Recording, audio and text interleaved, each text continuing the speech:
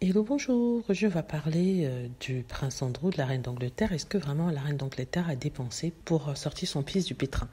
Donc on a parlé en fait d'un paiement de 12 millions de livres à la personne qui avait poursuivi le prince Andrew. Et les gens se demandaient d'où viendrait cet argent-là. Donc on nous a exposé en fait que c'était la reine qui devait tout payer pour finalement nous dire qu'elle ne va que donner 2 millions versés aux associations. Par rapport à ça, je dis n'importe quoi. Ils nous disent 2 millions, pour seulement apaiser les gens en Angleterre, parce que ça viendra de la poche de la reine d'Angleterre, qui elle-même a pris cet argent auprès des contribuables.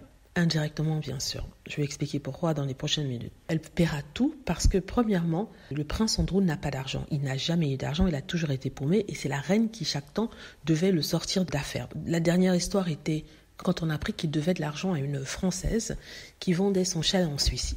Il avait acheté un chalet d'un montant de, je crois, 12 millions d'euros. Et il avait déjà payé 6 millions d'euros. Il restait à payer le reste. Il n'avait pas payé depuis un certain temps, depuis près de 2 ans. Donc il s'en était plaint, c'est passé dans la presse. Et il se trouve qu'il n'avait pas d'argent. Donc la reine a sorti de sa propre poche le reste de l'argent, c'est-à-dire 6 millions de livres pour payer ce chalet-là. Or, c'est ce chalet que le prince va vendre pour payer ce qu'il doit à cette dame. Donc, en fait, ce n'est pas lui qui paye, puisqu'à la base, il n'a pas payé ce chalet. Il a peut-être payé 6 millions de ce chalet. Et les 6 millions restants, c'est la reine qui a mis de l'argent. Donc, au total, si on compte bien, c'est la reine qui a payé 8 millions de livres sur la totalité des 12 millions qui sont demandés au prince Andrew. Si on vous dit, oui, il ne paie que 2 millions, c'est faux. Ils ont donné le chiffre de 2 millions pour apaiser la foule, pour calmer le monde, qu'on ne se demande pas d'où vient tout cet argent, comme ça avait été le cas pour le prince Harry et Meghan Markle lorsqu'ils souhaitaient vivre en Amérique. Voilà. Donc, 2 millions, oui, de la reine, mais beaucoup plus de façon indirecte.